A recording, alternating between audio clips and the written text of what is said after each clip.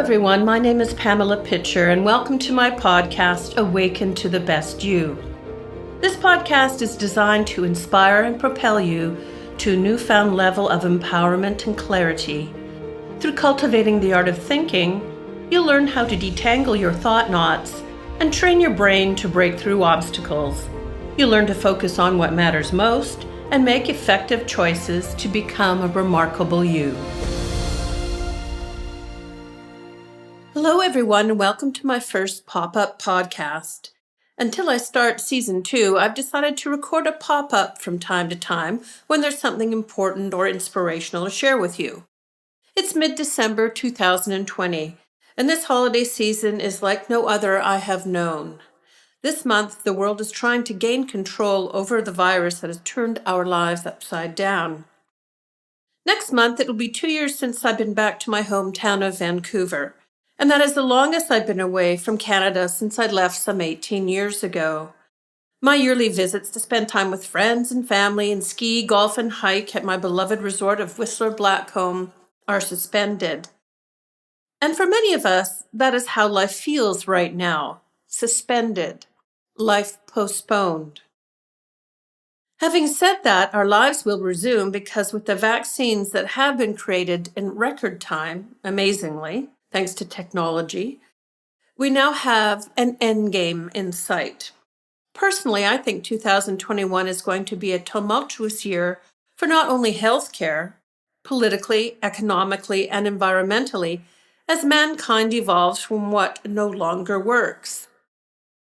As ever, when confronted by a challenging situation, I turn to the practice of gratitude, which may seem slight amongst our global issues, but you know what? Taking care of your mental health and well-being is of premier importance. Everyone in your world will benefit, not just you. With repetition, practicing gratitude has become a habit, a good habit because we train our brain to look at our world as one of possibilities instead of problems. It doesn't mean that everything is sugar and spice, and I don't wear rose-tinted glasses. I'm a realist that appreciates this world. We have so much beauty and good in the world, we only need to be open-minded for it to register. Perspective is a learned behavior, and we each have our own unique take on the world. I choose to be thankful. Often, we forget the many wonderful things in life and concentrate our thoughts on what we don't have or what's going wrong.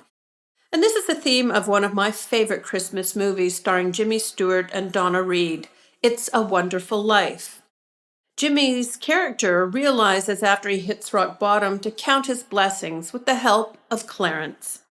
If you haven't watched this movie, it's definitely worth a watch. According to Psychology Today, there are 7 scientifically proven reasons to practice gratitude instead of self-pity. Gratitude opens the doors to more relationships. Saying thank you helps you win friends.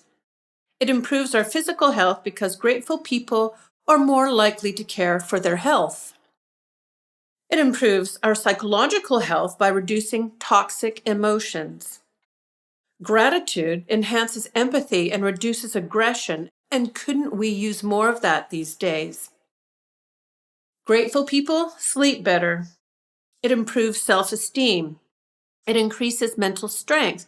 A 2006 study found that Vietnam War veterans with higher levels of gratitude experienced lower levels of post-traumatic stress disorder. For me, gratitude has helped lift me out of depression in the worst times. And every day, it's a way that I connect with all that is. When I consider the intricacies of this world, indeed our universe, I can't help but be amazed. From my point of view, our world is awesome, and I am so grateful to be part of it. If you're anything like me, this year you have spent time in contemplation. 2020 has been a year of questions and remembering times gone by. As I wrote my Christmas cards this year, I remembered 2 poignant moments from my past, which I'll share with you in a moment. Even though I have experienced an inordinate amount of pain and suffering during my life, I have also been blessed by the generosity of others' compassion and care. Many of you know through listening to my podcast or reading my blog that I was raised in a dysfunctional family. I have been physically, emotionally, and sexually abused by the cast of characters in my life. As I look back, I wish to thank the families who took me in when things got bad at home, whether it be to let me hang out after school, stay an evening or a weekend, or move in for a spell. Without their generosity of time, food, and examples of what a compassionate, supportive family looked like, I don't know what would have happened to me. Our neighbors, the Browns, who lived on the other side of the creek that ran through our backyard. At their house, I learned to make chocolate cake and was encouraged to sing and perform. The Laidlers, the neighbors across the street, is where I spent many a Friday watching Nightmare Theater, sipping on cream soda, eating salt and vinegar potato chips. The Laidler house was where I could run to at a moment's notice. I needed that more than anyone should have. The Rempels, with whom I discovered the Gulf Islands and the beautiful coast of British Columbia. We'd explore them by hiking along deer trails. Such wonderful times. Mrs. Rempel's kitchen smelled of freshly baked bread. There's nothing like a slice of freshly baked bread, slathered in butter, or if you're Canadian, peanut butter, yes. The Powers family, where I shared many cups of tea, ate them out of house and home, played Scrabble to the wee hours, and was tucked into bed with a hot water bottle the night our house burned down and my brother died. The Northgraves, who became my family after that fire, who gave me a home when my own brother wouldn't. My appreciation for these families stretches to the moon and back. I bet if you shuffle through your memories, you can come up with times you were treated to random acts of kindness that changed your life. When I was 15, I asked for a season's pass for skiing at Grouse Mountain, Vancouver's most famous local ski mountain. Mum said we couldn't afford it. Although I had been babysitting since I was 10, I didn't have the $40 for the pass because I'd used it to buy clothes for school and to go skating or the movies on the weekend with friends. I begged Mum. I was just learning to ski and had fallen in love with it. Mum, I'll pay you back with my babysitting money, I said. Mum stuck to her guns and just said no. I broke into tears. I hated it at home then. Mum's boyfriend was living with us. They were alcoholics, and Bill physically abused my mum. I had 3 older brothers who had their gang of friends over all the time. They smoked cigarettes and pot, drank beer, heated knives on the stove to smoke their hash, watched sports, and left the place a mess. And they teased me a lot. I spent much of my time in my bedroom. Ice skating and skiing took me away from all that. Skiing took me outdoors into the beautiful scenery and trees and snow. I didn't understand how Mum could be so stubborn, especially when I was going to pay her back. But that was how she was back then. She didn't like that I was turning into a woman. Instead of guiding me, she chided me. On Grouse Mountain, I didn't have to hear those words or smell the stench of beer, wine, vodka, cigarettes, or pot. When I was having that conversation with my mom, it was in our living room, I remember, and her boyfriend's son and nephew were sitting in the living room too, watching TV. Out of the blue, nephew Terry stood up, took his wallet from his pocket, and handed me $40. I couldn't believe it. I was overcome with joy, and he never let me pay him back. That $40 allowed me to become a skier, and it's a hobby I enjoy to this day. Skiing with friends and family over the years has been some of the happiest moments of my life. When I was a little older, 18, I had a boyfriend named Rick. He was handsome, blonde, and blue-eyed, and drove a white Stingray Corvette, which I thought was pretty cool. Yet he wasn't flashy at all, not at the core. Rick was a man of few words.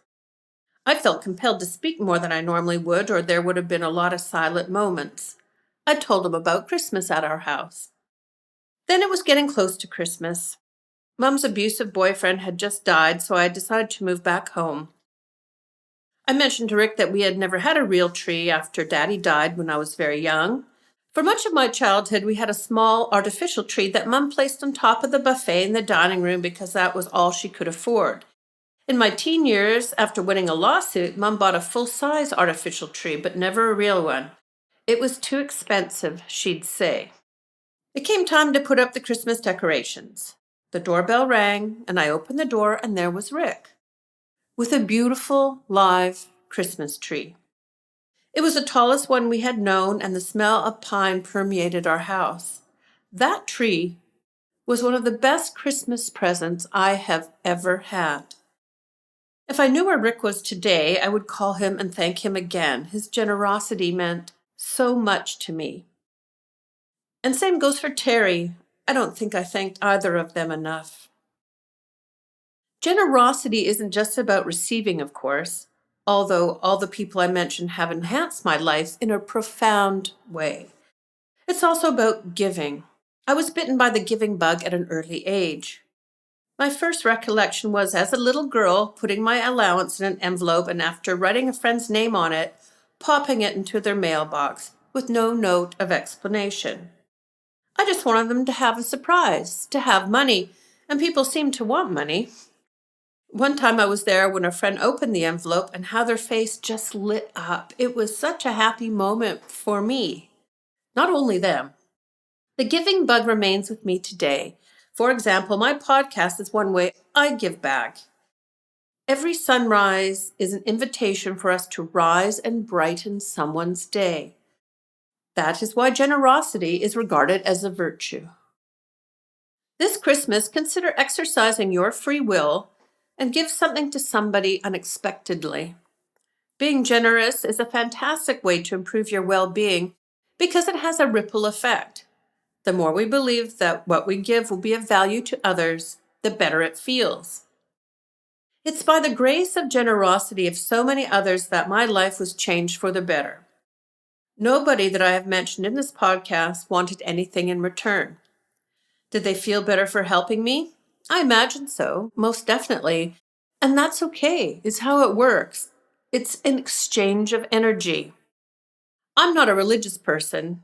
I am a spiritual person. I have defined my success as growing spiritually, living with joy and adventure. One of my favorite books is by A. Partha Sarathi, and I hope I pronounced that right because he's an amazing man. It's called the Vedanta Treatise. Vedanta is the philosophy of the ancient Vedas of India, the gurus who passed on knowledge to the next generation through conversation before there was the written word. The author's life is dedicated to the study, research, and propagation of Vedanta. As he so aptly says in his book, Vedanta literally means culmination of knowledge. Veda means knowledge, and anta means end, the knowledge of your real self. There's such a rich abundance of information in this book, I cannot begin to paraphrase. If you are a seeker, I encourage you to read it. My gift to you this holiday season is to read some of his most important words from his book. He says, "You are the architect of your life. Destiny is ruled by a scientific law relating to cause and effect. There is no extraneous power controlling your life, no God shaping your destiny. No doubt God, and I interpret him as meaning all that is, whatever your meaning of God is, use it." He goes on to say, "No doubt God is the supreme power which enables you to think, desire, and act. But the quality of your activities is entirely of your making. The human effort is everything. There is nothing else to it. God is no doubt the substratum, prime mover of activities, as petrol is to cars. But petrol doesn't determine the mode and course of their motion. It is the engine that provides the power in the car. The driver determines its direction, its course. Similarly, the human mind and intellect determine the nature and direction of activities, and they in turn fabricate his destiny, not God. The responsibility of your life lies in your hands. Entertain positive thought and feeling. Perform positive actions. You will then meet fortune. Whereas negative thought, feeling, and action, you will bring about misfortune for yourself. You mold your destiny. You get what you deserve. It is an unfailing law." I found those words so powerful when I read them. It's with grace that I found this book in India. It was 6 months before my wedding. I had never not worked, so I decided I should do something epic with that time, as I was planning on going back to work right after my wedding. I chose a trip to India, as I'd never been there before. Unexpectedly, it wasn't the Taj Mahal, the Red Fort of Agra, or the history of New Delhi that impressed me the most. There is a spa located in Narendra Nagar set in a Himalayan mountain estate that I had the great fortune to go to. It's overlooking the river Ganges and it's set among forests close to the town of Rishikesh. I thought it was the yoga and Ayurvedic lifestyle that would have the most impact on me. The service and facilities were amazing, but that wasn't what moved me. It was the after dinner lectures on Vedanta that inspired me, and it's where I found Mr. Partha Sarathi's book. For me, this book took my knowledge of spirituality, religion, and metaphysics to the next level by summarizing the wisdom of the ancient Vedas. The knowledge has enhanced my life. It was Grace that took me to that spot in India in January 13 years ago, and Grace visits our lives often in less than obvious ways. It's with an open mind and an open heart that we recognize Grace when she arrives. This holiday season, may you know her. Namaste, which means the divine in me honors the divine in you.